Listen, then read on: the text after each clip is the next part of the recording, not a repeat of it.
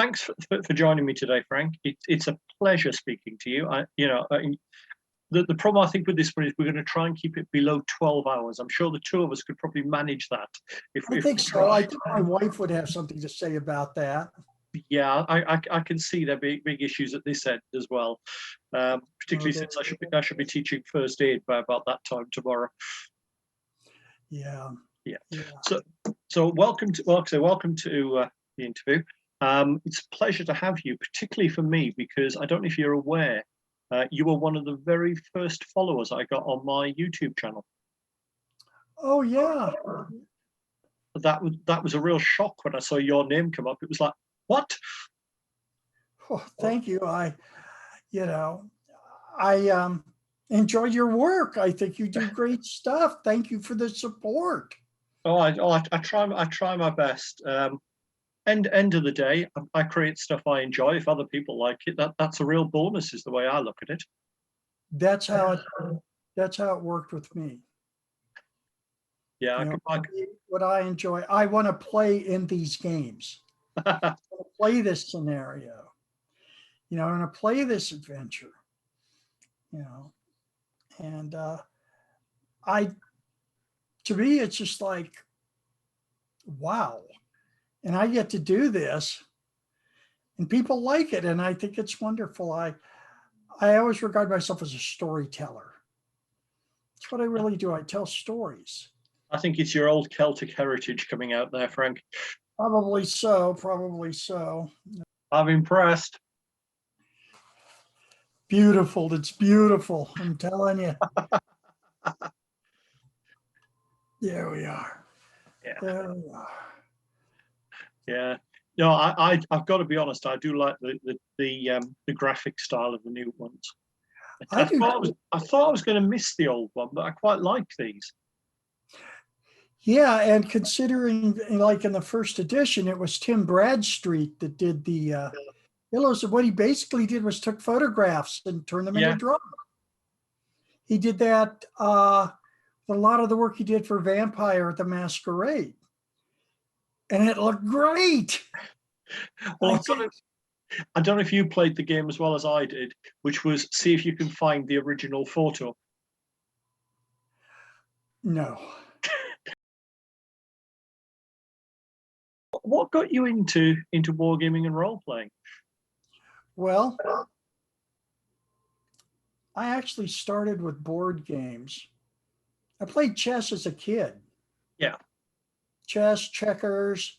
I remember Parcheesi, And then for my 12th birthday, which was in 1960, yeah, I'm that old. I got Tactics 2, the old Avalon Hill. Yeah.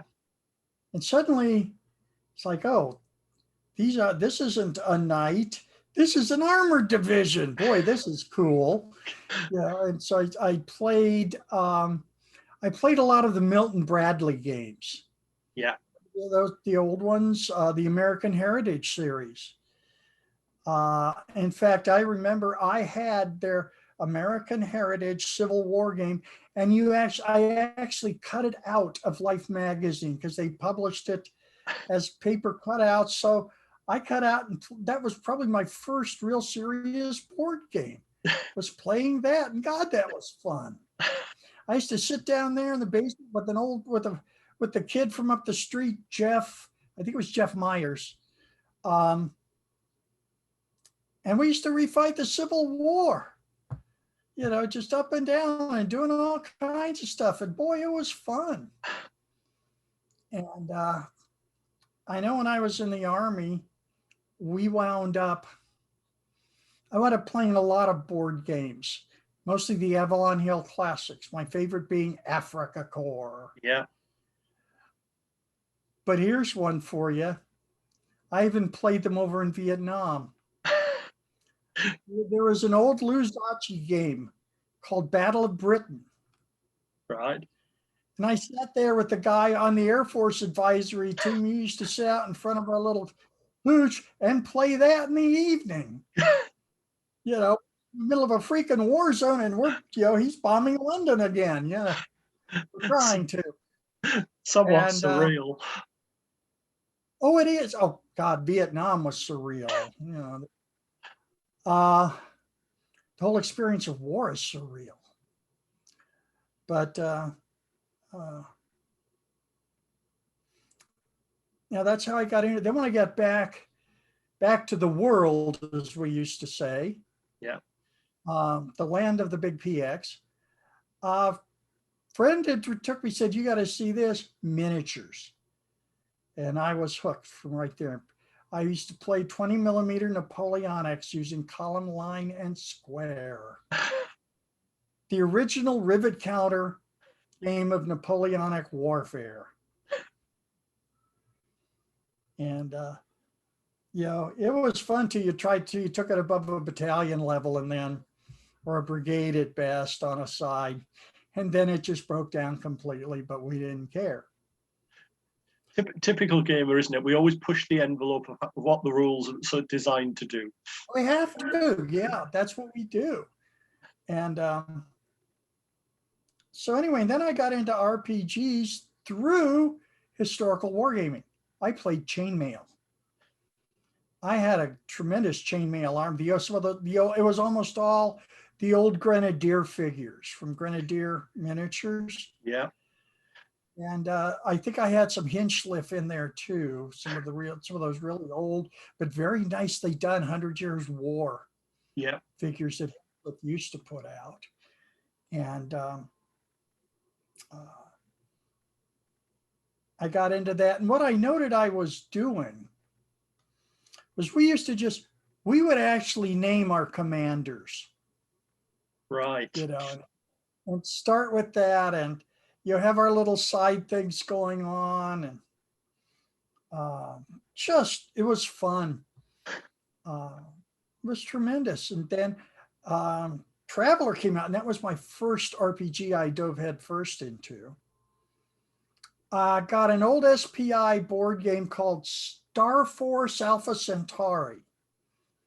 That was a real old one, and I used that as a background for Traveler adventures. You know, we rolled our own back in those days. We didn't have this, you know, volume after volume of lore. We rolled our own. Yeah, I remember those days as well. And what I didn't write, I just stole right out of literature, and sometimes didn't even bother to file the serial numbers off. Yeah, just remember, Frank, stealing from one person is plagiarism. Stealing from many is research. Yes, it is. And we did a lot of research in the day. Oh my God, yes. And what is it? Was it either Picasso or Dali said, "Good artists borrow, great artists steal," you know? I've not heard that, but I like that one. Say then Twilight came out in 1984, version 1, and I heard about it so I already had written some stuff for Stryker. For Game Designers Workshop, and oh yeah, we're working on this, and it was actually born in like the GDW van as they were on their way back from a convention. I think it was in Texas, going back to Illinois, and oh yeah, and it's kind of based on a book series called The Guardians. And God, I haven't read that book in so long. I think I read one of them, but I really like the idea. Because, well, for one thing, to me, Twilight 2000 was and always will be the ultimate Cold War role-playing game. You know, and it was, in many respects, more like a movie, you know, a war movie, an action movie. You know, you're milling about the countryside, you're doing this, that, and the other thing. You know, had some great stuff written for it. Some of those adventures, was it the Vistula or the Krakow trilogy or something, the Warsaw's or something like that? Oh, you had, let me try and get the order straight. We had the Free City of Warsaw, didn't we? Then it went into Pirates of the Vistula, and then the Ruins of Warsaw. I remember playing those back in the day. And I chipped in with the Black Madonna because I basically wanted to do a Indiana Jones style adventure, you know, and that's what happened. And you know, and God, as I mentioned before, the modern day internet's amazing, because when I wrote the Black Madonna, I kind of envisioned the Osnagora Monastery as this quaint little English monastery, where Father Brown, puttering around in the chapel and stuff like that. And when I first saw it, like, my God, it's a fort. Who designed this one? Saint Vauban? It looked like something Marlborough would be laying siege to, or would be sallying forth from. It was just amazing. And it's a huge building. And there's a cemetery next to the large cemetery, which I think are like Polish heroes and all this stuff. But wow. And it's right in the middle of Częstochowa, which is right now a major city in Poland. Yeah. Transportation and communications hub. Yeah, no, I mean that was, I've got to be honest, one of my favorite scenarios back in the day. Although I'm sure I detect some of the Call of Cthulhu influence towards the end of it, particularly the last few scenes. Yeah, guilty as charged. When you buy a game, it becomes your game for you to do with it what you want. That's what I've always believed in. That's what Game Designers Workshop always believed in, because that's what they always told me. You buy the game, it's your game, you run it like you will. And there's always that, when I was a guest at a convention way back in the day when I had hair on my head, and this one guy running using the RDF Sourcebook, which had just come out, and he's running it, and I guess he's got his own thing set up and going. Everybody's having a great time. He looks at me and realizes who I am. It's like, oh God, it's the author. And he's kind of like, am I doing this right? Well, you're enjoying running it, aren't you? Yeah. And everybody around this table's having a great, good time playing it. Yeah. You're doing it right. That's the only right. If everybody's enjoying it, and you've all agreed to what goes on within the game, and that's part of it. I like to make sure everybody's on board with certain topics, with certain, he says, showing the book.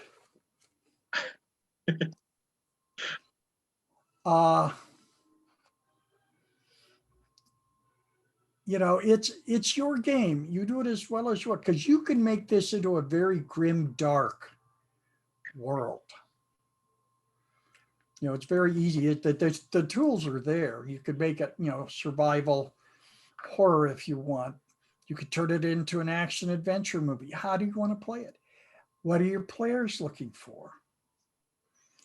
And my joke was that, I don't know about the commies, but there are times when my own fans kind of frighten me.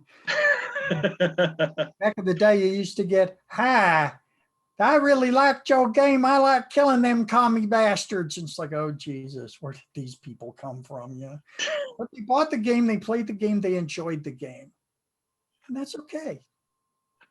That's okay. It is a game where there is a wide range of ways to look at it, isn't it?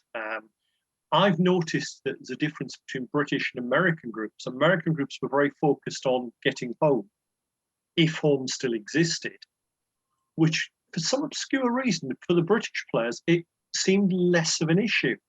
I think partially because home was closer and it was going to be more achievable, so it didn't have that big lofty ideal to it.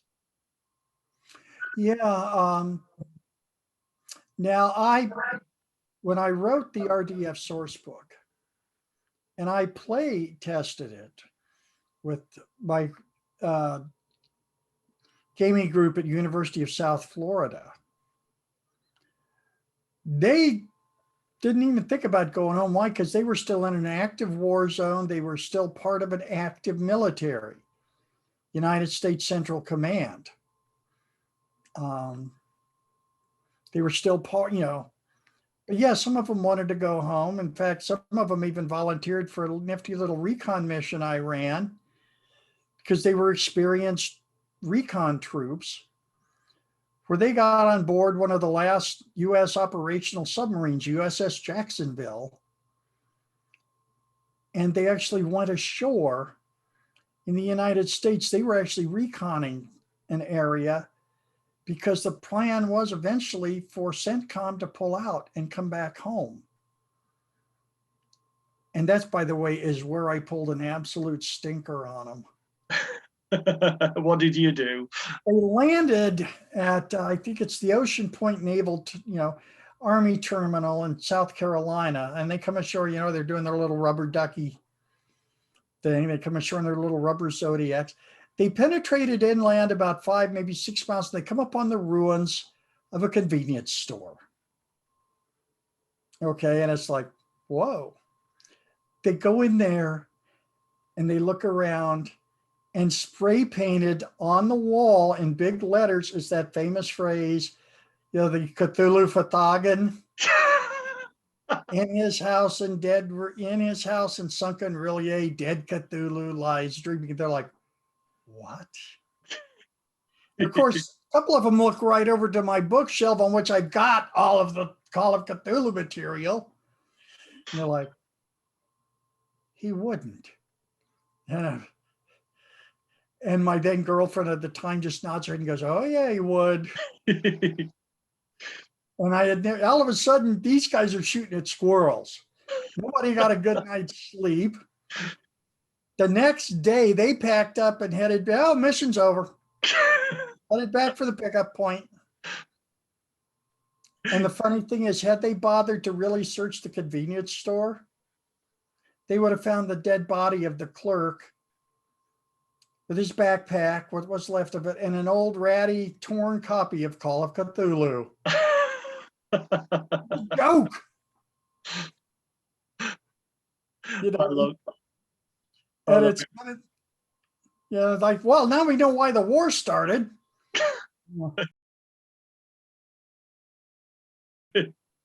Yeah. Oh, I do like it. Yeah, I mean, you did an awful lot with the first edition of Twilight. How did you get involved with the fourth edition? I mentioned it because I had I was on Free League, and I just mentioned, I wrote the I had actually sent Thomas a letter. I really like your I really like what you're doing, because I had seen some of the stuff they've been doing with it and thought, this is aces, And he sent me back, and I said, hell, I'd even be willing to come out of retirement and write redo the Black Madonna. Next thing I know, here we are. Open mouth, insert foot. Yeah, well, I got Chris Keeling to help me, and he just lives down the road and about a 2.5 hour, 3 hour drive from me. Yeah. Oviedo, Florida. So Chris is very knowledgeable about modern military. My military experience, actually boots on ground, is a little over 50 years old. Vietnam War. The scary thing is, though, Frank, you're actually about the same distance apart these days. Yeah, well, there we go. You've got these, haven't you? I have. It's great work. I love this. Well, the thing I still can't get over is my name's in it. That for me is just such a shock, being listed as a play tester. But James, you deserve the credit. You do a lot of work, a lot of stuff. It's still a shock to the system, though, particularly when I didn't know. That was the best. Well, I mean, I enjoy this. I do this for the love of it. Yeah. And I've always said I'm a storyteller. And if somewhere along the line in one of my stories you happen to stumble over a cosmic truth or have an epiphany, I ain't going to charge you for it. Nice little bonus, perhaps. I do like. You sort of touched on something earlier, Frank, which interested me. You sort of talked about mentioned the different editions of the games, and there are some quite big differences between them. Excuse me. How do you see the difference between the different editions? Perhaps Um, in tone, perhaps more than the actual background. Actually, first edition to me was really incredibly crunchy. You know, it really was. I think it was a little more complicated than it needed to be, but I loved it anyway. Besides, typical gamers, I don't like this rule. It's out. I like the concept of coolness under fire. Yeah. First edition. Second edition, well, for me, it was, it's second edition and then 2.2, which meshed it in with all the other all the other GDW games, and I liked that one a lot better. Character generation was a lot easier. Task resolutions and such were easier. And definitely the vehicle systems were a lot easier. Yeah, I remember one referee saying in first edition, "Do you have to fire the autocannon burst at the BMP?"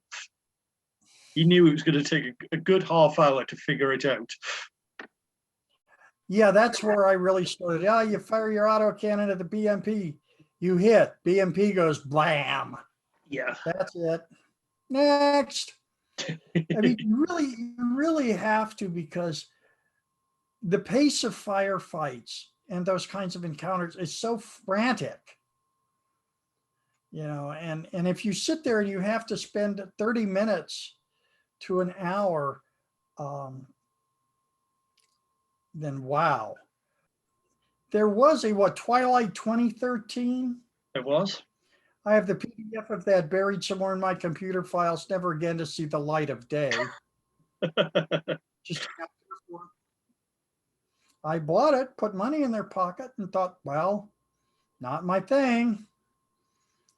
And I have a lot of Free Leagues games already. I have, I have Tales from the Loop, which is fantastic. I have Things from the Flood. I've got Forbidden Lands. So I wanted to take a look at their dungeon crawl, how they do their map crawl. And I've got Vaesen, because I wanted to see how they did mysteries and investigations.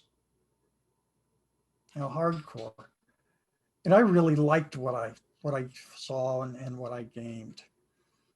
Very good. And then when I heard, they're coming out with Twilight 2, then I thought, well, that's kind of odd, because it's the sort of thing you really wouldn't expect a European, especially a Swedish RPG group to come out with. But then after looking through Forbidden Lands again, it made perfect sense.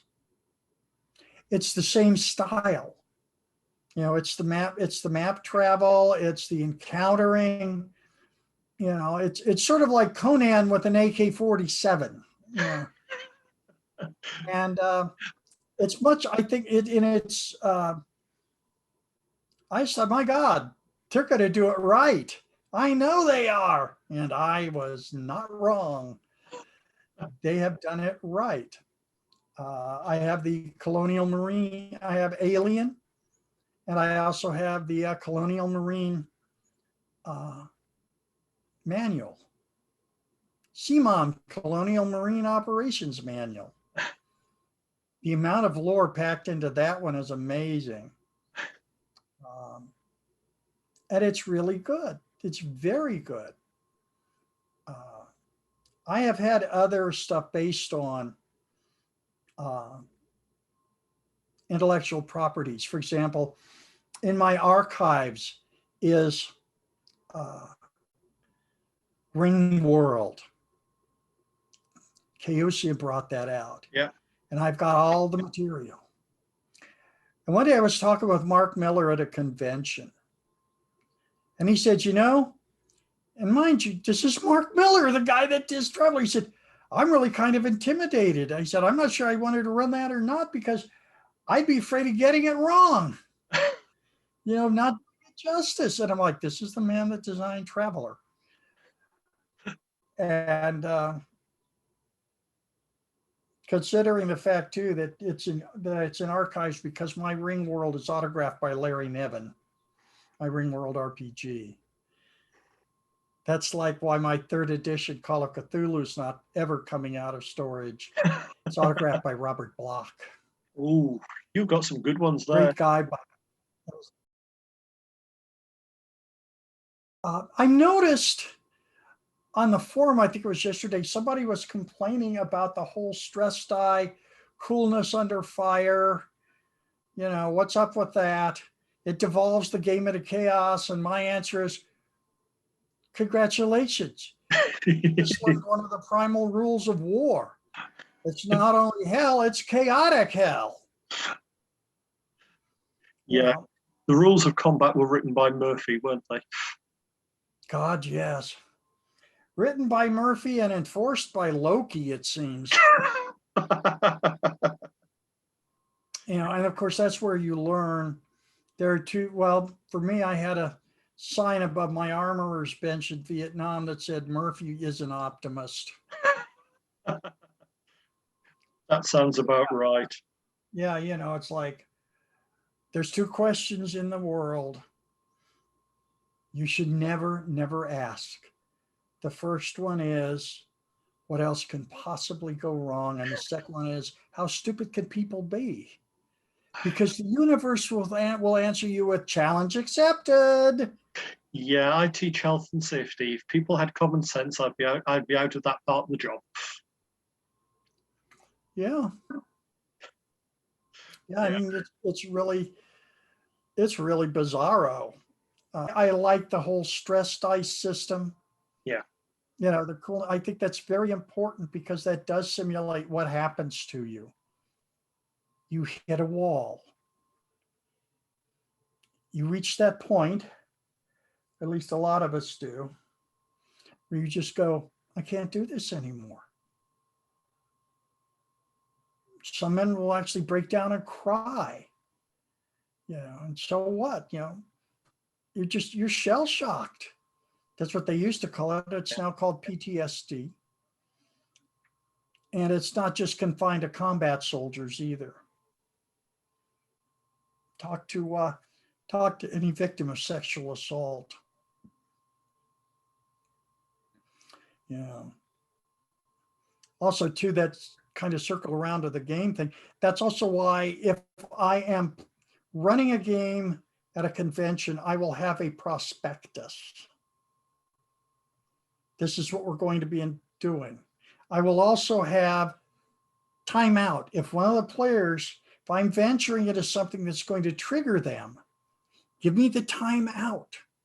You know, or there's a little odd, sometimes I'll just take a bunch of little 3x5 cards and put a big X on it and say, here, hold this up. It's your timeout card. We stop the game.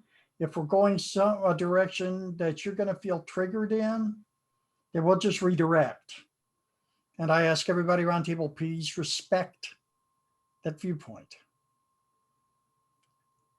Now, if it's my own gaming group, we usually just sit down and talk about it, you know, because we've gamed together a lot. In fact, we're actually getting together this coming Friday, June 4th. First time we have been together live without masks because we're all vaccinated. Yeah. And we're going out to eat at one of our favorite barbecues. What do you expect? We live in Florida. We're Florida gamers. We go eat barbecue. And, but I think it's very important that we talk about that there are certain, you know, you discuss things. Like my wife does not like graphic violence. She doesn't like grim and depressing. She likes the good guys to win, you know. She doesn't mind the good hard fight and all of that. You know, in fact, her character is you know, very capable. But she does like the upbeat. As she says, there's enough of the sad endings in real life. I want to win. I want the good guys to win. And but anyway, always make sure with your players, because this is and can be a very, very violent game. Yeah. Look what look what it deals with. Yeah, war isn't a teddy bear's picnic. War is violent, brutal, nasty, ugly, soul destroying, and on occasion necessary. I mean, I get the feeling, Frank, that obviously I know how proud you are of having served your country in Vietnam. And I think that you can see the impact that's had, I think, right across your life. Do you think that people without a military connection will get the game? Or will they get the full extent of it, perhaps? I know that's a tough question, isn't it? Yeah, it is. It is a tough question. But let me tell you this. My marching orders from Lauren Wiseman back in the days of version 1. Write it so that a 19-year-old college girl who doesn't know anything at all about the military, but is interested in the topic, can understand it. In other words, don't write down to them. Don't condescend.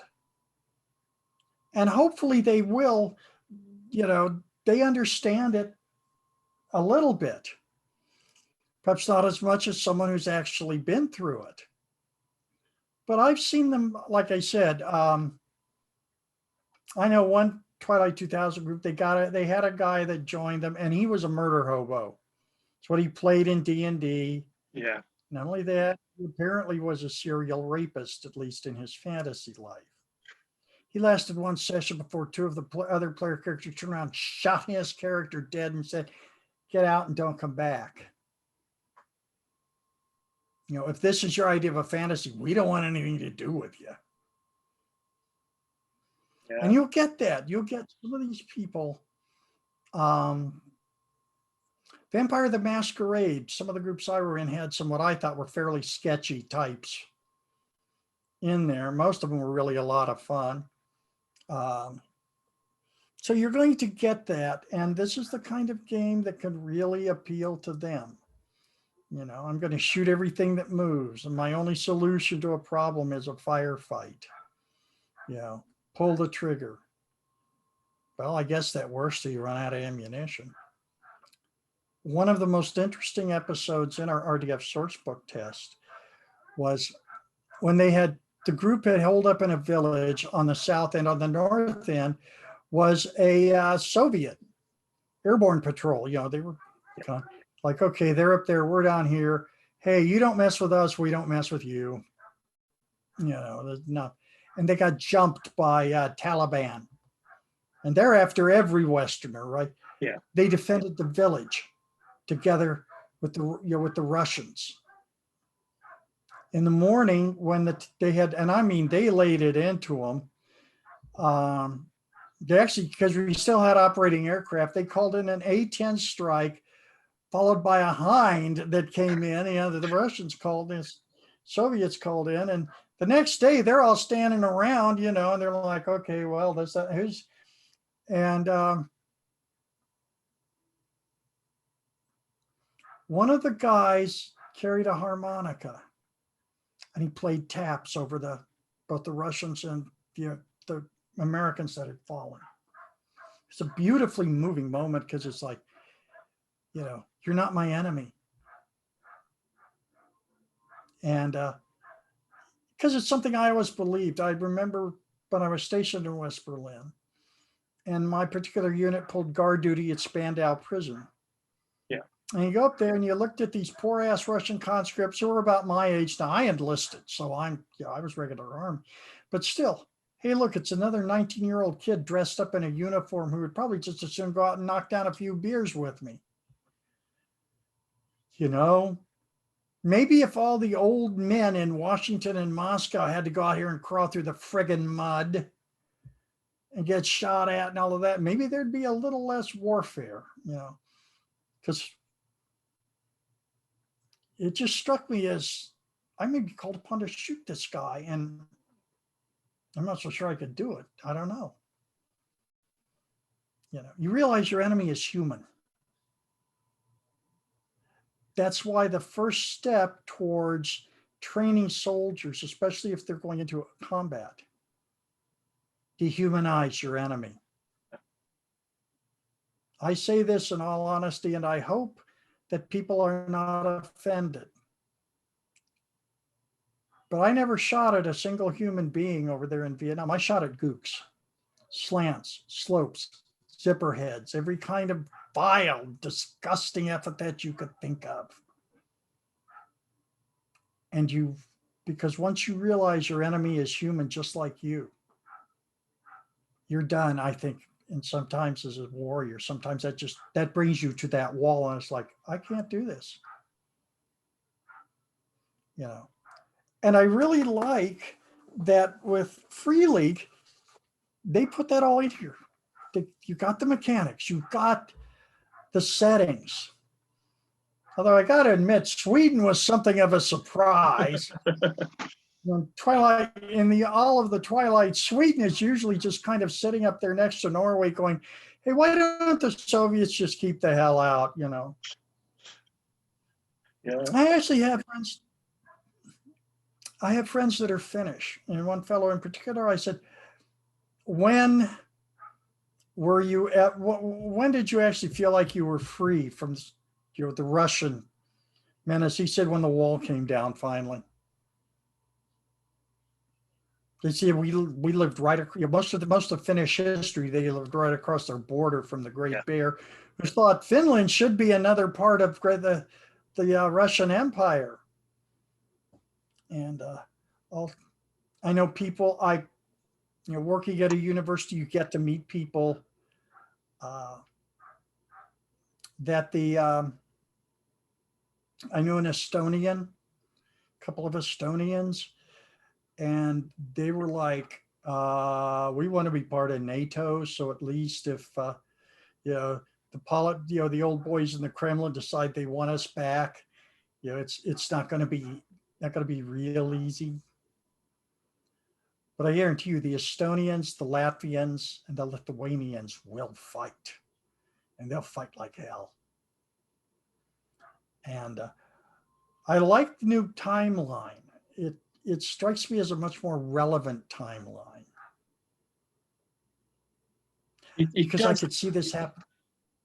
So I think we're about to say exactly the same thing. I was going to say you can see echoes of today's politics in there, can't you? Yeah. So I really like the timeline. I liked that they got rid of the invasion of Britain, because I'm sitting there going, how did they do this?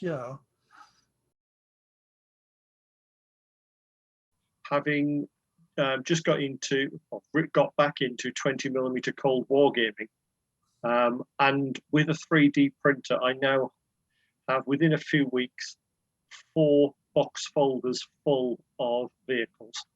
It's when I turned around and went, I've got a full squadron of chieftains, and I've got a company plus of infantry. It's been whereas I can actually feel a composite battalion inside probably about 8 weeks. Whoa. Yeah.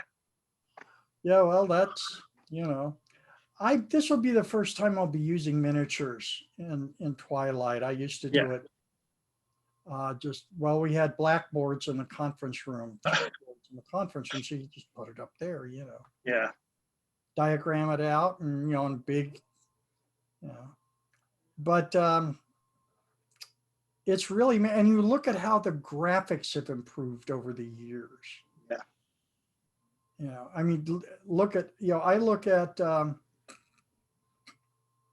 I can remember when you bought a set of War Games rules, it was digest sized, probably mimeographed and stapled. Yeah. That was it. I mean, I remember when you got a color cover and you went, wow. Yeah. It's like, oh my God. And I remember some of the early ones. TSR put out years and years and years ago a game called Tactics 2. Yes. And you talk about a crunchy game. But they actually had in there, and I'll never forget this. what to do when an erect man exposes himself at an aperture. Right. My first thought was call the police. Yeah. Yeah, I think that probably wanted one more proofread, didn't it? It sure did. That's what you worked with back then. Yeah. I remember when Game Designers Workshop brought out, I think it was a game called something like Tac Fire or, Cold War and all that. But you looked at it, and this was a game for individual vehicles, but trying to play regimental sized battles with it. And then they finally wised up and brought out Command Decision, which is and I even have the Cold War Command Decision. Yeah, I'm actually looking for my copy at the minute because we're looking at doing, once we finish the current campaign we've got in 20 mil, we're looking at doing the invasion of Denmark from that. Oh, wow. Yeah, by the way, you've got me looking at 7 Days to the Rhine. Yeah, how have you found it? I don't have it yet. I have been looking at it and I said, God, this looks pretty good. Well, we're working on a load of little minor adaptations for it at the minute, so I will send them across to you as we do them. Okay. We've even done, one of the guys I game with, Tim, he's actually sort of come up with a way to make the cards more solo gaming friendly, which is quite a useful thing. Wow. And one of the things I looked at in here, I was thinking, okay, if I wanted to do a demo game of Twilight, and I first thought, okay, Empress Miniatures does this. And I thought, no, here's something to consider. Do you realize how easy this would be to backdate it to Twilight 1944? Oh, yes. And I have got a ton of 28 millimeter World War II Americans and Germans. Because I play Conflict 47. Yeah. And it's the only variant of bolt action I can stand. Not a real fan. I'll play it. I understand. I appreciate it for what it is, but it is kind of not my cup of tea. Yeah. Yeah, no, I get that. I do love some of their background. I mean, I'm building up a home guard army from 1940, and they've got some very good information. A very nice little campaign. Yeah, it is. There's a set of rules I really like called Disposable Heroes. Yes. That's my main. I love that game. It just is not getting the exposure that, it's really not getting the support. Yeah. And we were discussing last night getting 7 Days to the River Rhine, which grew out of the game Iron Cross, which is a World War II one. But we'd rather the 7 Days to the River Rhine, but we're on about looking at going back and actually putting the statistics in for World War II kit, which would be quite interesting. Yeah, I've also got Ultra Combat Normandy. Yeah. And that's actually a very good game. I give that a high recommendation. I also have Ultra Combat Modern. Yeah. Not yet. So you've got a lot of good miniature games out there. And some of them you look at all the statistics, and they're borderline role playing vis-a-vis. Where does the tactical game end and the role playing begin? I'm not sure there's a clear division anymore. I'm not sure there ever was, if I'm 100% honest. And then we get the Twilight 2000, where we've now got hex maps. Board games coming into it. Yeah, no, I'm going to. I was looking at the scale. I've got some 15 millimeter. I think I've got a set of 15 mil Germans and 15 mil Americans in plastic. I think Plastic Soldier Company. Yeah. And I'm wondering if those would work any better, but if the 15 mil scale, what I don't know. 28's nice. They should fit on those hexes. I did trials. There's a video on the channel where I actually used half a dozen figures on one of the maps just to test out the combat rules, and they did work fairly well for me. If you got a group in a square, it's a bit, or a hex rather, it's a bit more complex, but it was achievable. Actually, what I would probably do is, since I have all kinds of terrain and scenery and a 4x6 war games table, just set it up. Forget the hexes. We just measure. Yeah. Or you do what they did in Ultra Combat Normandy. Everything's in range. Everything. Yeah. You know, because 1 inch equals 2 meters. That's the scale they play at. And it's like, Yeah. yeah, okay, everything's in range. If I can see Although I it, have I can had shoot it. Hmm? If I can see it, Yeah, I if can you can shoot see it. them, yeah, and it's gotten even worse, if you will, with modern weapons. Yeah. But Twilight, I think, really the most interesting part to me right now of the new Twilight is Sweden. It's kind of like, who'd have thunk it? But people don't, a lot of people, especially here in this country, don't realize what a long and proud military tradition Sweden has. And in fact, one of my favorite bands, Sabaton, yay! Rock, did a song called Livgarden, which was dedicated to the Swedish Life Guard, which is what the oldest established, or one of the oldest established guard regiments in the world. People don't realize that. Yeah, you don't really want to mess with the Swedes. And you damn sure don't want to mess with the Finns. Yeah. Yeah. But no, it was always one of the big questions for Cold War gamers at the time, wasn't it? How is the S-tank going to perform? Because that was always the question. I remember reading about them back into the sort of late 70s, and it was always the big question: how would they do against the Russians? Well, I think the Russians are going to outnumber them no matter what. Because you look at the Soviet military at full mobilization. Oh crap! You know, those are the big boys. What I think is interesting in the new, in version 4 too, is about the Russians. Yeah, they've got a lot of stuff. They don't throw anything away. You could probably go into some of those Russian storage units and find Su-100s, you know, T-34-85s. You know, they're still out there. They pulled a load out of storage for the 50th anniversary of the end of the Second World War in 1995. Isn't that a convenient date for Twilight 2000? Yeah. Yeah, I mean, you know, they're out there. They need work. But when all you've got is a Humvee with a machine gun on it, a T-55 is a deadly weapon. Yeah. And trust me, you know, and you also have the upgraded T-55s, T-55AM, I think it's AMB2, with the side skirts, and it's got a laser rangefinder. That's bad news bears. Yeah. And the Poles themselves have their own upgrade of the T-72, the PT-91 Quarty. It's a weird little name, but it means hard. And it's basically a T-72 modernized up to T-80 standards. And at last report, the 11th Armored Cavalry Division, one of their brigades just took delivery of yet more Leopard 2A5s.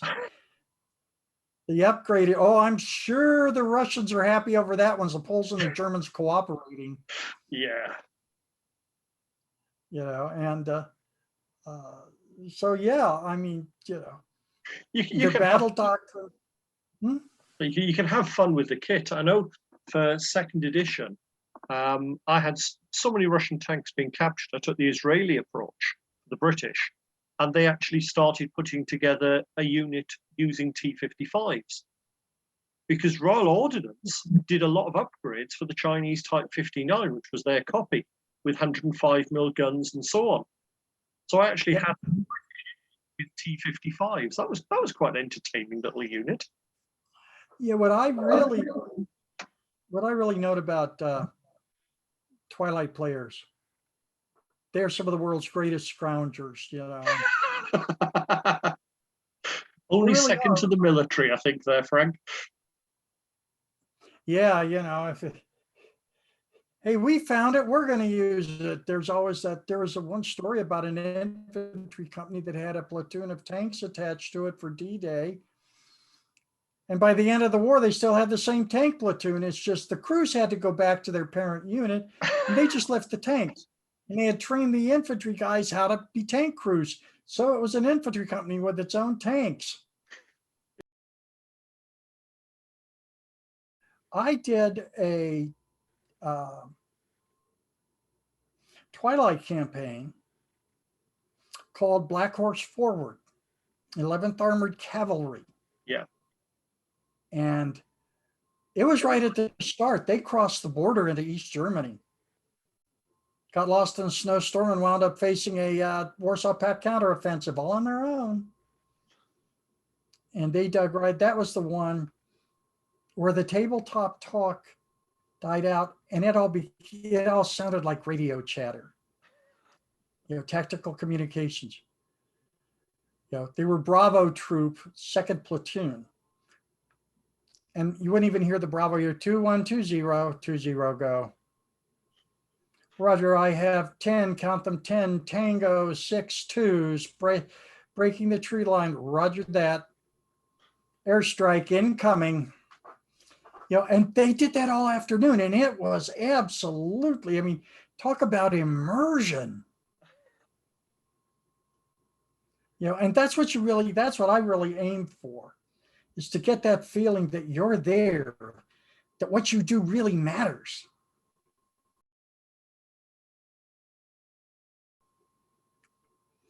And when you hit that level, that is something else. And anyway, do you have a list of questions? Are there people that have? The nice thing is we've been working through them. We've actually covered the bulk. One thing that I think might be, some of the viewers might be interested in is, obviously we've talked a lot about you and how Vietnam influenced you, but I know you're very religious and spiritual. How has that affected your Twilight 2000 in particular, or your gaming in general? I know it's a couple of good questions here. Yeah, well, as I said before, Malleus Day.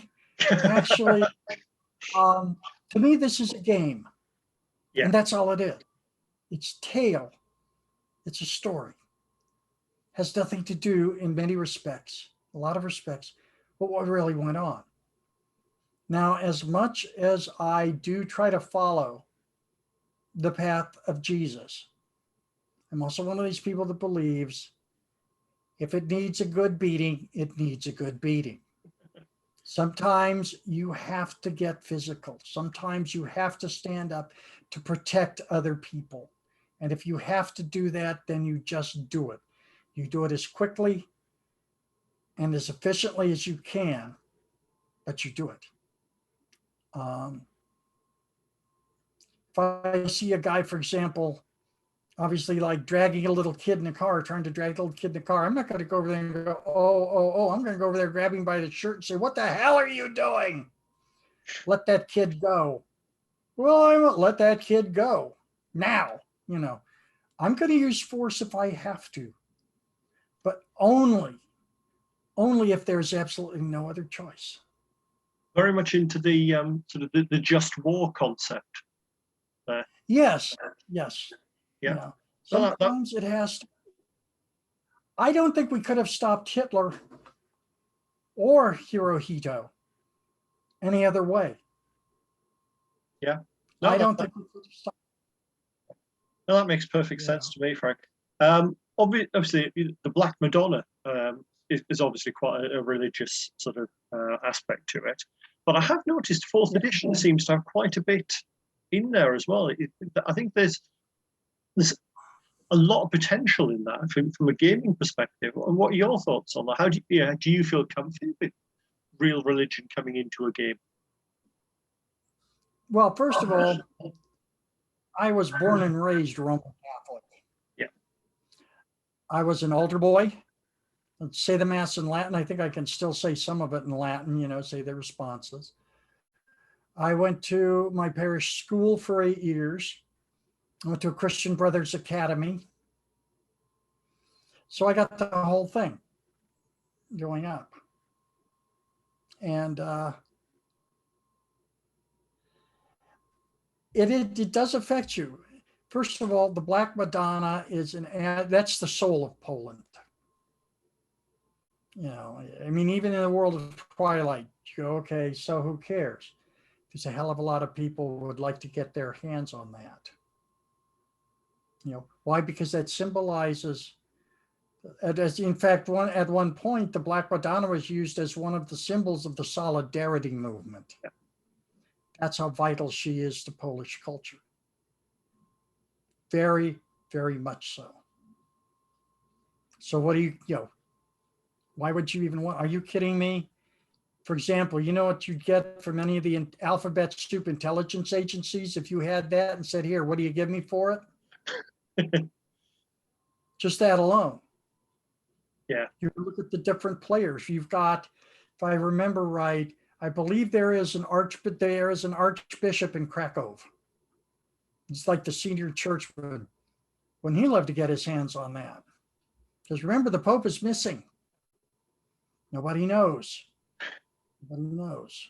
Why do I get a feeling what has happened to the Pope? Why do I get a feeling we may find out a bit more when this comes out? I give no secrets. I tell no tale before its time. But no, that's very valuable. Okay.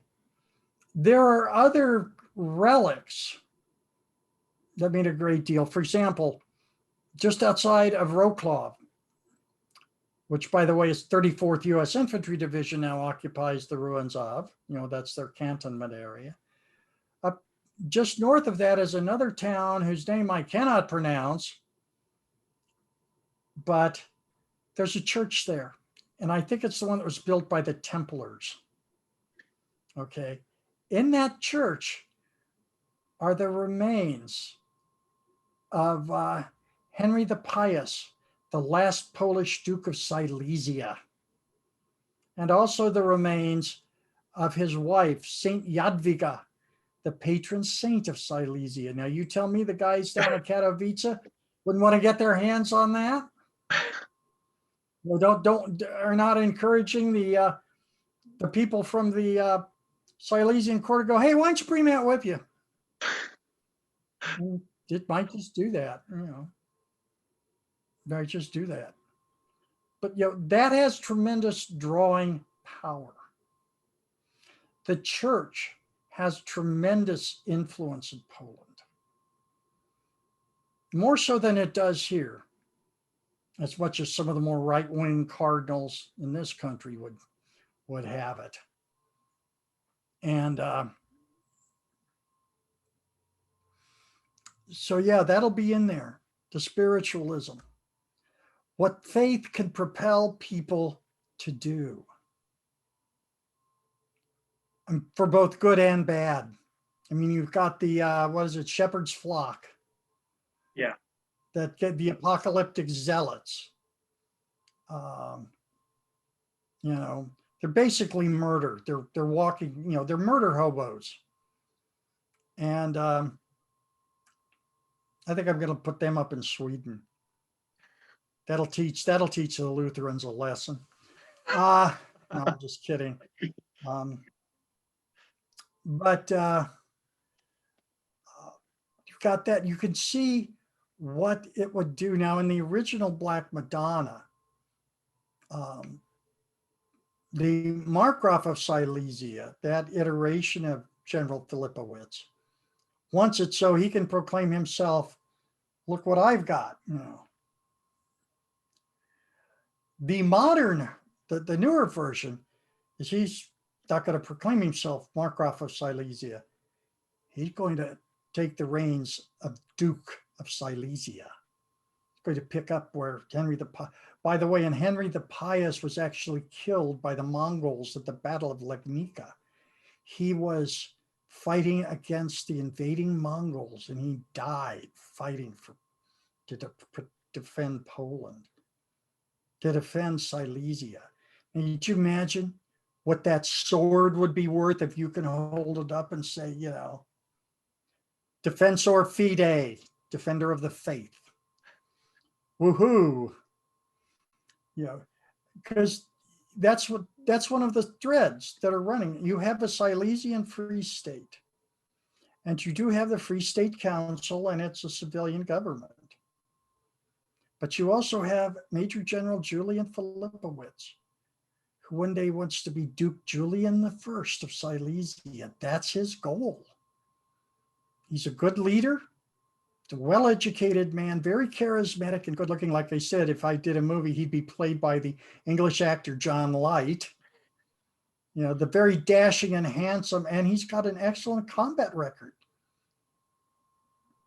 He could pull it off, but he's also looking at the Free State Council, of which he's a member of.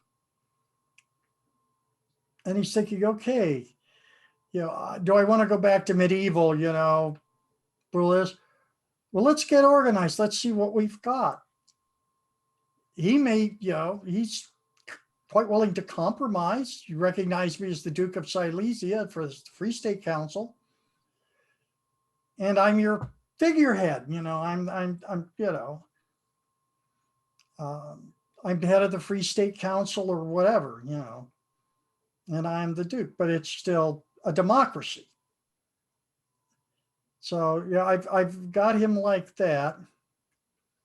And what they're trying to do is they're trying to build the country of Silesia. And they want, so a number of folks is just like Russians go home, Americans go home, NATO go home. But General Filipowicz is more of the idea, well, let's see. This is a unit of combat veteran troops, you know. Okay, so they're Americans. How would they like to come fight for us? You know, he's a practical man who will use what tools are at hand. You know, he's not a fanatic. You know, he's an ambitious SOB. He's trying to start a dynasty. You know, he wants to be a duke. You know, he wants to be, you know, basically a medieval warlord, you know, a medieval lord. But he's not a stupid one. So if the players meet him, they'll find him interesting because he could be the villain. But he's a lot more complex than that.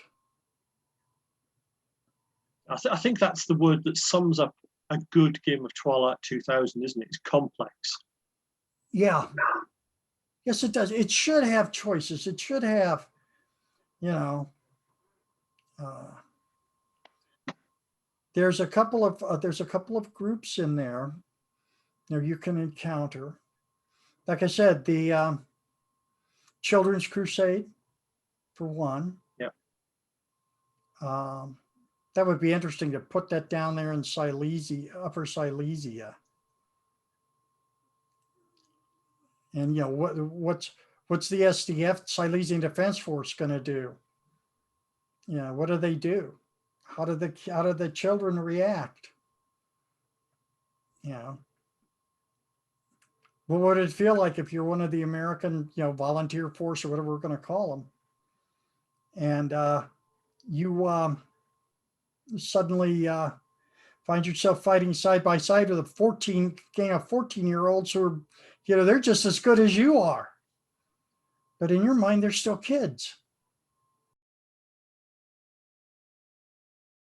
But anyway, the Twilight 2000 stuff, I know, and I'm sure you know too, there are going to be at least 3 books before the Black Madonna comes out.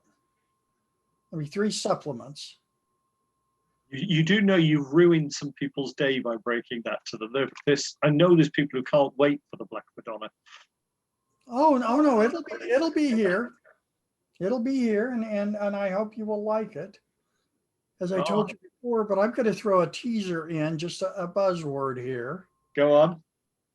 Malleus Dei, the Hammer of God. Now, yes, that will be in there. That's a lot off to do another Google search. We won't have many viewers left by the time they've all done these Google searches.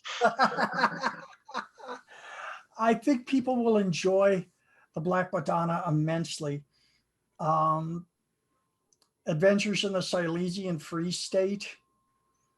And the whole thing of what's going down, because of people, if your main goal is to go home and suddenly, let's say you make it into, Upper Silesia, which is pretty much the nascent Silesian Free State.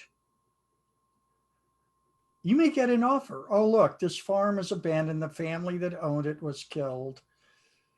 Join us here in the Silesian Free State, and this is yours. You have to defend it. You're part of our military now, but this is yours.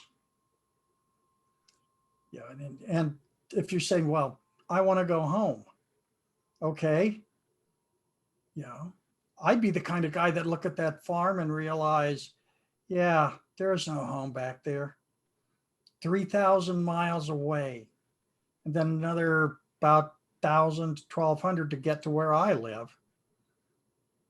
There's nothing there. It's gone.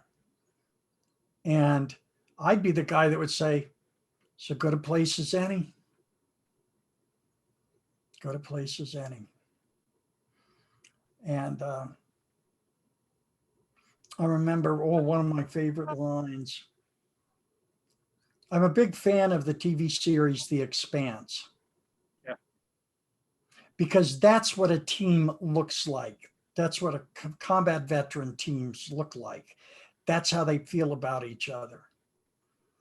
And I remember a line from Amos. Yeah, he died defending the rest of his crew. He died so they could get away. As far as last stands go, that's the one I'd pick.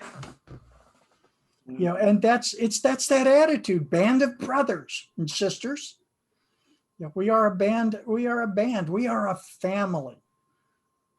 That one line in there that, I believe it's in the player's manual where the old sergeant says, I guess we're the last family.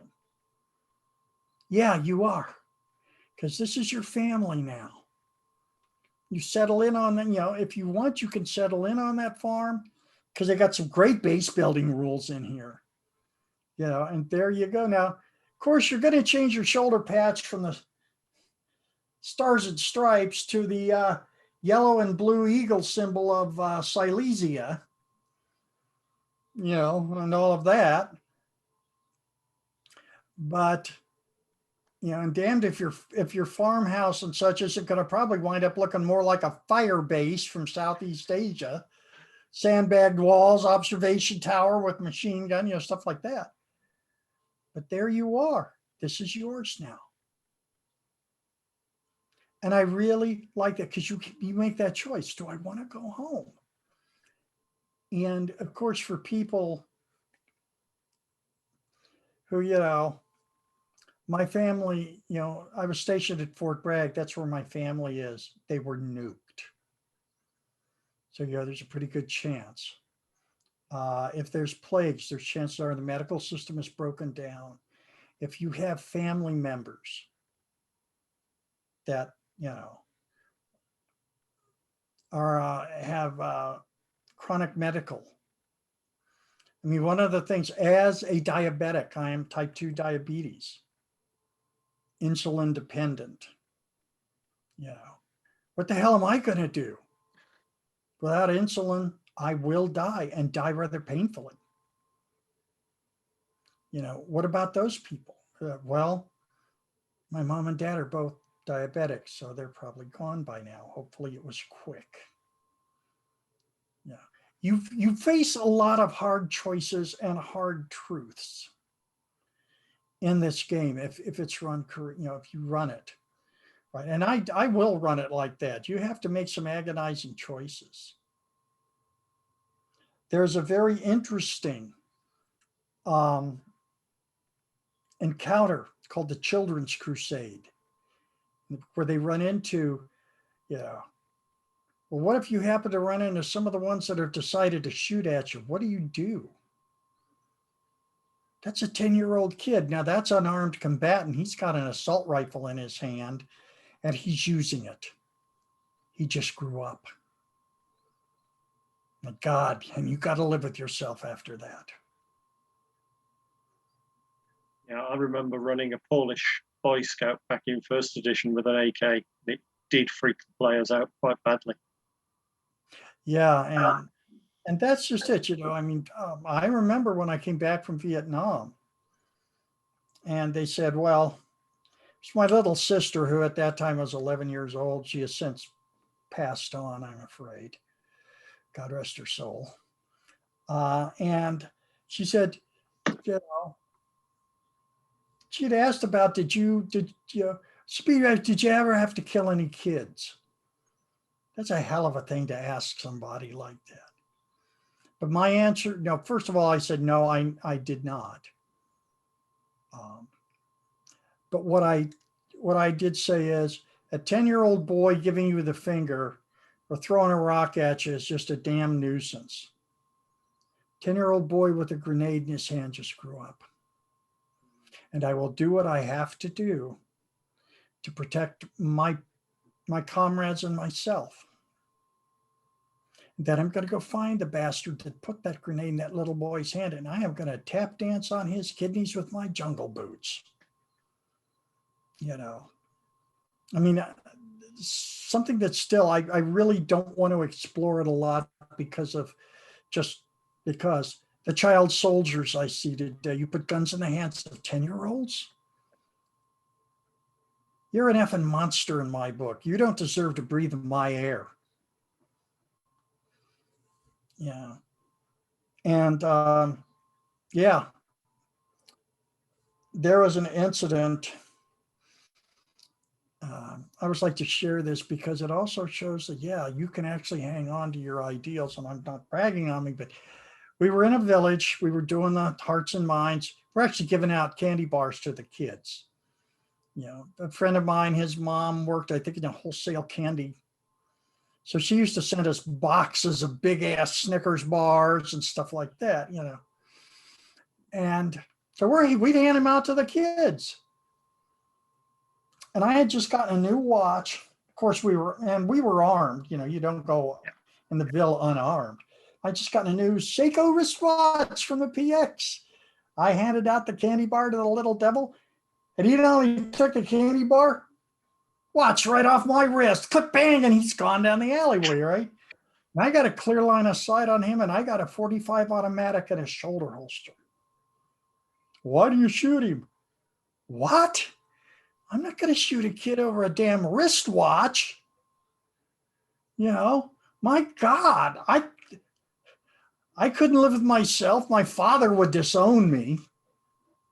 You don't, because I can always get another watch. He can't get another arm, leg, or life. At the end of the day, when we were pulling out, GI, and I feel this tug, GI, you want to buy a watch? I looked down, it was him, and he's got my watch. I says, how much? And he realized the time. I said, hang on, how much? He said, $5, GI money. Here you go, son. Oh, and have another candy bar. I got my watch back, and he ran off for the rest of his life. But I made that was a conscious decision. I will not kill.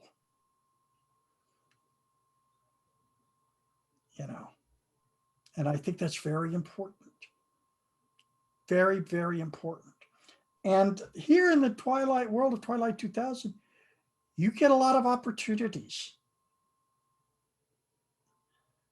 to have to make those decisions. During the testing of the RDF Sourcebook, I used to send them out on long-range patrols under the Zagros Mountains in Iran. 343rd Special Operations Company, in parentheses, airborne. And they would send out their patrol teams and all that. And they got in a firefight with a Category 3 division. Some troops from there, and they're blasted away, and it got hairy. And after firefight's over with, and they killed them all. They walked up, they realized these are kids. 14, 15 years old. I said, yeah. The sergeant leading them is maybe 18 or 19. And they're like, we were killing kids. And, and then another one of the players said, yeah, and those kids were trying their best to kill us. And it actually sparked about a 30-minute serious tabletop discussion about that and about that kind of the morality. And I thought it was very, because it was like, okay, I'm running the game, but I'm going, okay, let's talk. And that to me is when role playing is at its best. Is that kind of when you realize, what the hell are we doing? And, but what I like, there are going to be other people from the original, but they're going to be much different. One of the most controversial characters in that original was Captain Molly Warren, the cavalry officer who summarily executed every Russian she could get her hands on. They actually Lauren toned her down for the book.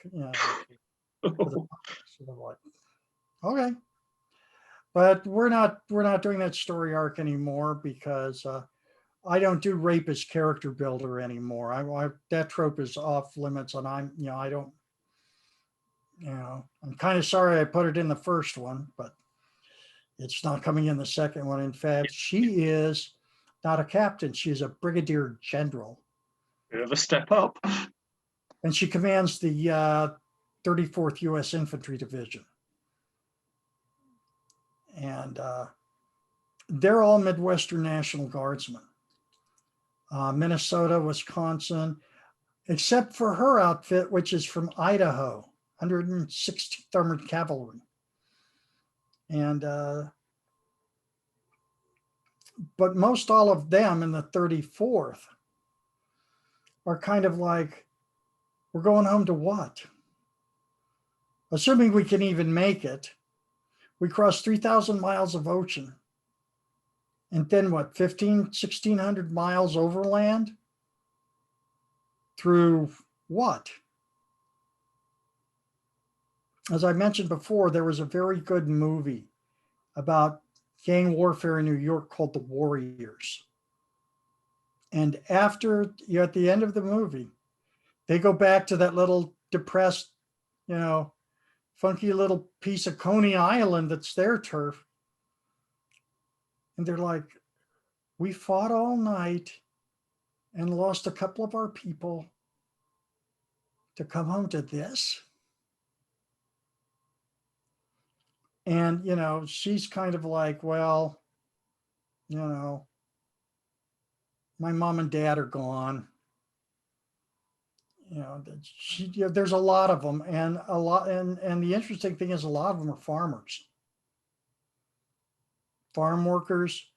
And one of the things that she has in her outfit is actually a veterinarian, a DVM, worth their weight in gold.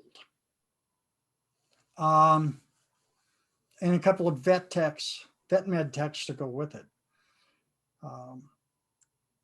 But you'll find, that's where she is. She doesn't execute Russians. She's just like, okay, I don't know what to do with you guys, but hey, can we join you?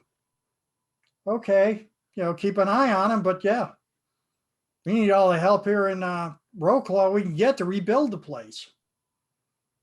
And she's also made overtures to the Silesian Free State to where they, they're probably going to end up as something like the 1st American Volunteer Brigade, something like that. Or 34th American Volunteer, just to keep their old division number. Yeah. But, because they're up there at Roclaw. They've talked with the Silesian Corps. What's happening is you're seeing a lot of the NATO, first of all, the reason why you have the Silesian Defense Force, which is some of their crack units, 11th Armored Cavalry Division, 24th or 25th Air Cavalry Division, Podolsky Motorized Rifle Brigades. because they operate, because the reason why they pulled out is one simple phrase. They knew we were coming. How did they know that? They knew we were coming for months and nobody called this off. Nobody warned us. Because you look at the statistics. Silesian Corps started Operation Reset with 30,000 troops. They're now down to 3,000. Freaking 90% casualties. Technically, that unit doesn't even exist anymore. But they're 3,000 fighting mad Poles, I'll tell you that. Many of whom are from Silesia. They've got a lot of vehicles, armored cars, old wheeled armored personnel carriers, trucks. So they're starting to drift down there too, to just shift out of that little town to the north, which is hanging right on the flank. And the overall movements look to be, and this, I don't think there's anything wrong with this, but the overall movements look to be that the 34th Infantry Division, obviously the Silesian Corps, will then become part of the Silesian Defense Force, 34th. And then there's the 29th Infantry Division, which is a light infantry division, a US division in Walsbruck. They don't have vehicles. They're not trained to use vehicles. They're all light infantry. And they kind of shift around and sort of become de facto borderers, the de facto Grenztruppe, if you will. Yeah. At least that seems to be the overall drift. Some of the Americans are digging in because this is the last arable soil in Central Europe. And they're really kind of loath to abandon Lower Silesia, because that's mostly farmland. Upper Silesia is all industrial. They have both, they have some of the world's largest high quality coal deposits that haven't even been tapped solidly yet. They haven't been played out by a long shot. Some of the world's richest coal mines are around Rybnik. You've got heavy industry. You've got foundries. Silesia is the Polish steel industry's heartland. Get them up, get them running, get those generators running. Well, you've got the coal to fire up the boilers, get those generators back online, and suddenly you're back in business with heavy industry. And part of it is, well, it's in the book here, Silesian Defense Force. They've got their own maintenance shops up and running now. They could rebuild their tanks. They've got their own fuel refineries now. Okay, so they used to brew beer. Well, gee, that's sad. But they're stockpiling weapons. They have ongoing trade with the Free City of Krakow. They also have, it's kind of an unofficial as of yet, but it's a mutual defense pact. They recognize the independence of the Free City because, for one thing, it's a great marketplace. So you're looking at people trying to nation build. And that's something that might be tempting to the player characters, I would hope. Hey, let's be a part of this. Let's be a part of this. But anyway, I'm working away at this. There'll be all kinds of fun things going on and adventures. And I think the biggest thing, though, is, and it's like any other, for example, Call of Cthulhu. How do the player characters get involved? Why should they care? It's like, oh, they found so-and-so. Yeah, you found another dead hugger stuffed in a garbage can. I don't care if she was murdered by a Cthulhu cult or not my business. How do you bring them into this? And I have an idea. I researched it. This might be pretty nifty. Yeah, I can see the And gleam in your eye. I'm hoping people will like this because this is a very good game, and I can't say enough good things about the folks at Free League. And what I thought would be interesting is that one of the things I did do, and one of the things I really like, James, and I'll put this out here. I just had a gem of an idea for something called the Lions of Twilight, because one of CENTCOM's operating areas is the Horn of Africa. Yeah. And Kenya, in fact, is the main ally over there. So I thought, and I knew some friends who had served in the 173rd Airborne Brigade in Vietnam. And you talk about, the good old style stormtroopers, read about the Battle of Dak To. A friend of mine who fought there, I said, what was the scariest part of the day for you? He said, when they gave us the order to fix bayonets. He said, I was part of that last charge uphill 875 against the 174th North Vietnamese Army Regiment, but we drove them back. He said, but I got news for you. We advanced the last 15, 20 yards over our own dead and dying. I'm like, holy crap, that sounded like something out of World War I. And he carried a 12 gauge shotgun. So did I. I love them things. But he had the old trench bayonet for it. Yeah. The big one with the saw teeth, had the hook on the end, and it had the spiked brass knuckle guard. And I'm like, yeah, there you go. And he said, that's what it came down to in some instances. I'm like, oh my God, that's to hear about these stories and you realize just what utter riotous confusion. Another friend of mine was Navy Special Warfare Operations over there.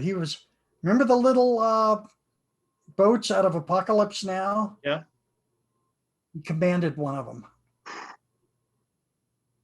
And I saw some pictures of it. And his little Oakland Raiders, team shield on the conning tower, because he was a big Raiders fan. I'm a big Kansas City Chiefs fan. But I saw, it was almost like a before and after picture. There's a picture of them coming in from or getting ready to leave on patrol. And he's got, excuse me for a second, let me put these books up. And he's got a 12 gauge pump. And they're armed to the teeth. And he has a big old hatchet in a holster. And I said, what's that for? He says, well, that's to cut the vines away. Because they go some of them old canals, and they're just like cutting through the jungle, except you ain't standing on dry land. And one night, they had a SEAL team extraction that went sideways on them. It was,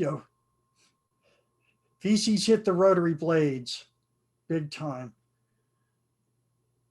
And I saw it. He told me about that when he flipped over, and the next page showed his boat, and it was shot to pieces. And it had what looked like these big bite marks taken out of the gunnel. And I'm like, wow. He said, yeah, SEAL team extraction went south. But we did get him out of there. He said, but I had to give the one order I never thought I'd have to give. Prepare to repel boarders. Bastards were coming up out of the river on the sides of the, right? And this is in pitch black because their lights got shot out, and they're firing by the muzzle flashes. They're aiming by the muzzle flashes. I'm like, Jesus God. And the big bite marks out of the side of his boat was where he took his shotgun and tromboned it all the way down the side of his boat to break up one of the assaults. And I noticed that his hatchet holster was empty. And I said, what happened here? He said, it was still in the son of a bitch's head when he went back over the side. Yeah. War is hell. Close combat is an absolute MFer. Yeah. You don't, yeah. And yeah, that's why I like the system in the fourth edition. I love the CUF. I love the stress because yeah, that's what you go through. And I mean, that did a number on him. I can imagine it would. But they survived and they completed their mission. They got the team out. He said we came back to the base, shot full of holes, and probably about 10 rounds a man left each. But they got them back. And I'm not sure. I don't know if you got the bronze or the silver star for that, but you know, there were so many like that where they were never reported. They were never, Yeah. You know, I mean, you look at Band of Brothers, Dick Winters, the assault at Court Manor was one of the most brilliant small unit actions ever fought, right up there with Rorke's Drift that your side pulled off, right? And Winters was supposed to, they wanted to give Winters a Medal of Honor. Oh, no, we've given out too many. It's like, what? Yeah, we had the opposite at Rorke's Drift. It's like, oh, we've had the big embarrassment. Let's actually make this a big one. So we actually went the other way. Yeah, but I've read The Washing of the Spears. Yeah, that's a good book. Oh, it is. Very, very excellent book. By the way, I love the movie. I know it's chock full of historical inaccuracies. It's not bad. For the era, it's fantastic. Yeah, and besides, how can you help but not love when they sing Men of Harlech and in answer to the Zulu war chants? And I love the way they portrayed the Zulus. And I know at least one African studies professor who loved it too. She said it was fantastic the way they were portrayed. Have you come across the YouTube channel History Buffs? Oh yes, I love it. His review of it is absolutely brilliant. It's very insightful. Yes, what I really liked was that the Zulus were a force of nature. Yeah, you know, these weren't just yabba dabba tribesmen. All that, and the very fact that they went ahead and they actually used the actual descendants of the warriors that fought there. It's like, yeah. But, interesting note. Do you notice who plays Keshwayo? It was Chief Buthelezi, who was actually the chief of the Zulus. Oh my God! Yeah, that's forgotten that. But I loved it, and of course, Color Sergeant Bourne. Oh dear God, the ultimate NCO. Give me an army with an NCO corps like that, and I will give you victory after victory. Yes. Yeah, and the funny thing is, in real life, they used to refer to Bourne as the kid because he was in his 20s. Yeah. But I think he retired out as a captain when he finally completed his services. He was on one of these fast tracks. Yeah, he's definitely commissioned, and he can't remember how far he got. But he actually commanded B Company of the 24th, and he retired out. Yeah. And it's like, yeah, that's a professional soldier. Yeah. But I just look, why, Color Sergeant? Why? Because we're here, lad. Nobody else. That's fine. Boom. The ultimate. I mean, that's the professionals. Why? Because we're here. Yeah. That's why. Yeah. And but no, I really did like that movie. The only thing they left out of it was when the two scouts come down the hill after having spotted the Zulus, and they yell, "Here they come, thick as grass and black as death." Yeah. And I told the African studies professor about that, and she said, "Yeah, I wish they'd have left that in there, because what she liked from the version of an African American, and all of that, was the respect they showed the Zulus." Yes. They didn't paint, they painted them as an absolute force to be reckoned with. Yeah. And I was thinking, yeah, no wonder the 1883 St. Lucia Bay incident happened. So, Yeah. that's the last thing on earth you Brits would have wanted, is for the Germans to link up with the Zulus and train them in rifle drill and arm them with bolt action Mausers. Yeah. Yeah, because when you really look at the situations like they have in Twilight 2000, you suddenly realize racism, that kind of bigotry and prejudice, that'll get you killed. It really will, because it's stupid. It's not a survival. Not a survival.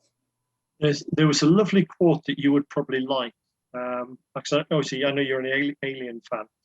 They did, not long after the films came out, they did a technical handbook, very much in the style of the Osprey books.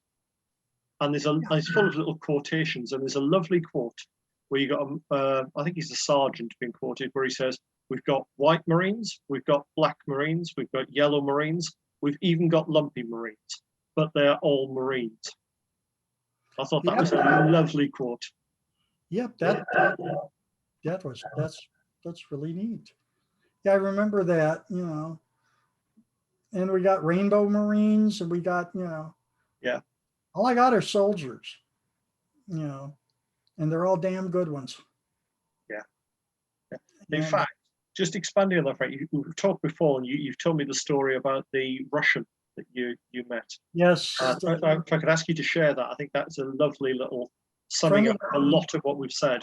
A friend of mine used to work at the Washington, D.C. Vet Center. He's a Vietnam vet. And one of the things they would do is they would have people out there at the memorial to help, with folks, and as guides, basically. And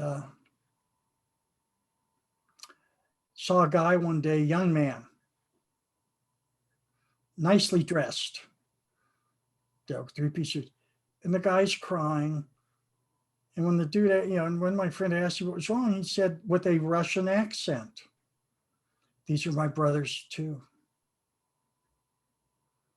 He's a Soviet paratrooper, Afghan veteran. But we are all his brothers. That's how he looks at it. It's a tremendous moment when you realize, the band of brothers, why aren't we out? We stand here, we live our lives, we do the best we can. And like I said before, I'm going to a cookout Monday. I'm going to honor the 58,479 Americans that didn't come home by living my life and enjoying it in their honor. That's how I will honor them. And it's not just Vietnam. I lost an ancestor at Gettysburg on the first day. I had 3 ancestors that fought in the Civil War. They're all Union, all died. One died at Gettysburg, one fought at Chickamauga, and one fought in Missouri. But they all put it on the line. I really don't think any of them were abolitionists as much as they were Unionists. They believed in the Union.